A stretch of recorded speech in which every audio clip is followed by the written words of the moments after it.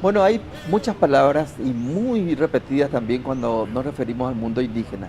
Por ejemplo, revalorizar o rescatar, fortalecer y otras tantas palabras. ¿Qué significan estas cosas? ¿De qué hablamos cuando hablamos de rescate o de revalorizar, rescatar? De tantas formas podemos decir, pero ¿qué significa esto?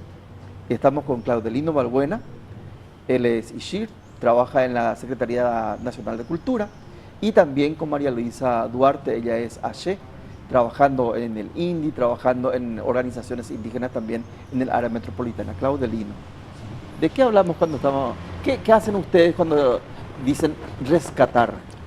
Rescatar nosotros también, para nosotros, ¿verdad? Rescatar, por ejemplo, rescatar, valorizar y fortalecer. Es, por ejemplo, hablando la artesanía, las lenguas, las danzas, todas esas cosas de parte de indígena. Esas son las palabras, lo que se habla, como decir, rescatar, valorizar y tal palabra lo que se están utilizando para estas palabras, ¿verdad? Y esos son los trabajos que realizan más en la dirección en Sí, que sí, están, ¿verdad? así mismo, porque es la forma de cómo nosotros llegamos en las comunidades, hablamos con el líder, como siempre es muy importante hablar con el líder y un abuelo religioso Sí. para que puedan también charlar y poder explicar la manera cómo se hace la artesanía y cómo hacen los cánticos. Resulta que de la Secretaría Nacional de Cultura Ujú. hay una dirección de culturas Sí, sí, indígenas sí, también. sí. Entonces, realizan trabajos permanentes de visitas, tanto en la región oriental como occidental. Ujú. Pero ahora vamos a tratar de centrarnos en el área metropolitana, Sí, sí. Asunción, Ujú. Central.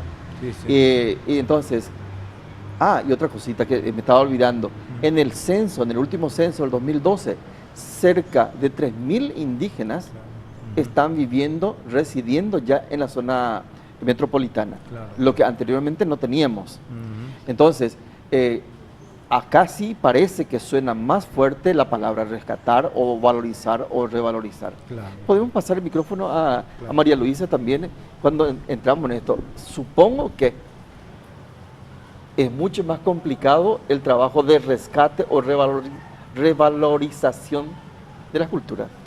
De hecho, es muy difícil, pero lo importante es que los pueblos, por eso nosotros nos organizamos, tenemos una organización a nivel, vamos a decir, local, que se llama Movimiento del Pueblo Originario. Uno de los principios del pueblo, el movimiento del pueblo originario es la revalorización de las culturas de nuestro pueblo, de nuestro ancestro, adaptada, ¿verdad?, en nuestra situación real. Estamos viviendo en una situación de urbanidad. Entonces, ahí tenemos que adaptarnos al nuevo escenario. Significaría como ustedes son H de Ipatimí y Gazapá, ¿verdad? Pero también están los H, están en el norte, en Canindeyú, los Ishir. Significa poco traer las vivencias de sus pueblos desde aquellos lugares a tratar de vivir aquí en el área metropolitana. En síntesis, lo que hacemos es, de alguna manera, siempre nos acompañan los abuelos, como dijo ya el compañero. Hay abuelos que viven en la zona. ¿Acá en el departamento sí, central también? hay. Y otros que vienen, ¿verdad?, esporádicamente para ofrecer alguna ceremonia, para nuestras grandes reuniones. Tenemos ya un OPU de la cultura mbua guaraní, Tarumandumi Luque. Es un OPU donde se realizan las ceremonias tradicionales de los mbua. Nosotros los guaraníes, que son en este caso H, están los abá, los mbua, compartimos ese momento, compartimos para que podamos de alguna manera hacer sentir nuestra presencia, cultivar de vuelta con los niños, porque hay muchos niños que ya nacieron en las áreas urbanas. Exactamente, a eso Por eso yo hablaba de dificultades y me parece grandes dificultades porque trasladar, por decir así, una cultura relacionada al arroyo, una cultura relacionada al monte, al aire libre, al canto, al trabajo también, ¿verdad? Relacionado con la tierra, es muy complicado seguramente vivir o trasladar aquí en el área urbana.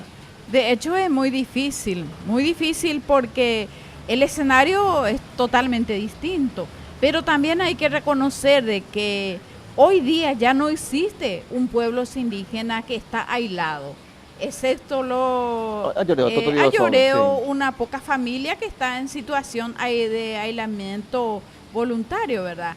Y los otros ya no están aislados, todas las comunidades están rodeadas de comunidades campesinas o de otras culturas, ¿verdad? Entonces, todos los pueblos están pasando en un proceso de revalorización de su propia cultura, ya sea aquí en área urbana o en el campo, ¿verdad? Porque es muy difícil. Incluso lastimosamente existe pueblo entero que ya han, digamos, perdido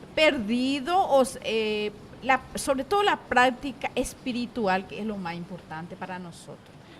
Antes de pasar seguramente a desarrollar más este tema, quisiera recordar como dos situaciones, dos hechos así dolorosos, y que seguramente es la forma más trágica de este proceso de adaptación o de cambio de lugares.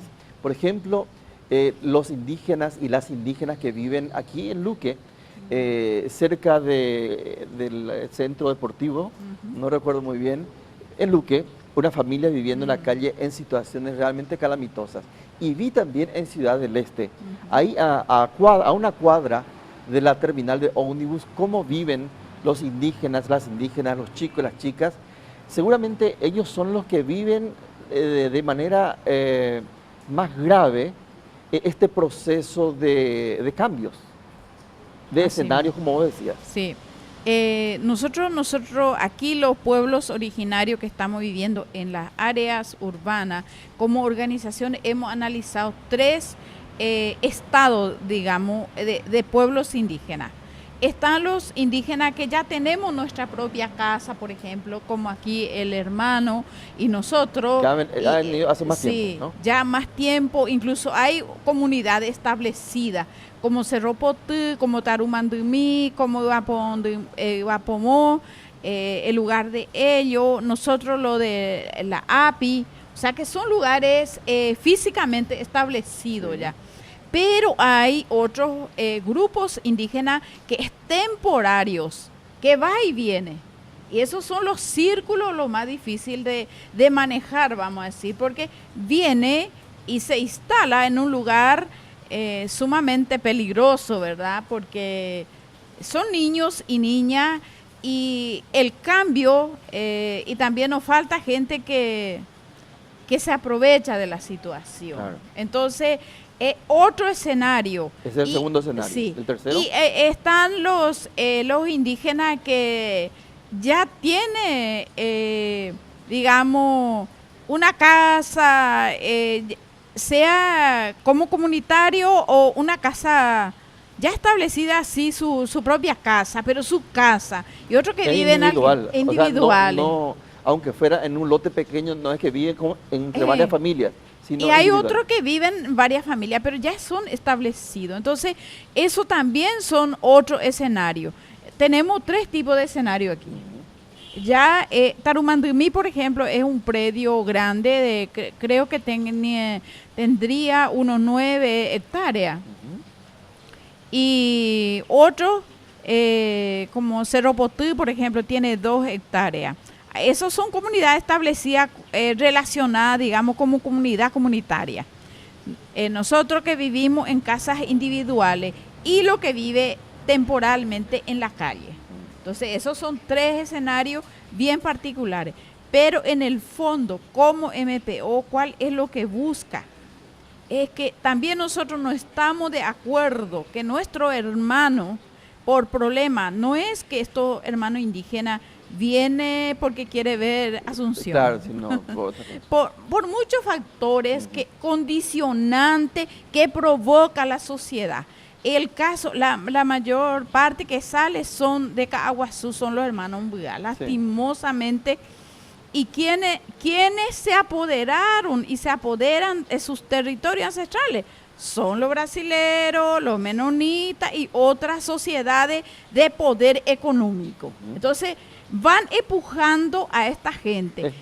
Expulsando de su propio territorio.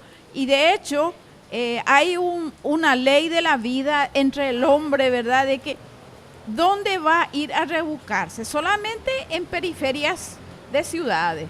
Porque ya no hay nada en el monte. Claro, no hay monte. Nada, los montes también van desapareciendo.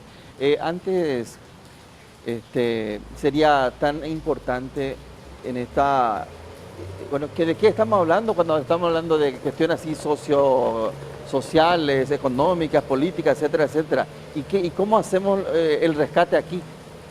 Bueno, este es como una interrogante que nos queda y que dejamos, porque en el siguiente bloque vamos a estar hablando más del rescate, del trabajo que se realiza y que realizan los propios indígenas justamente para tratar de vivir, de asimilar e incluso de vivir y promocionar de nuevo las culturas indígenas que son diferentes.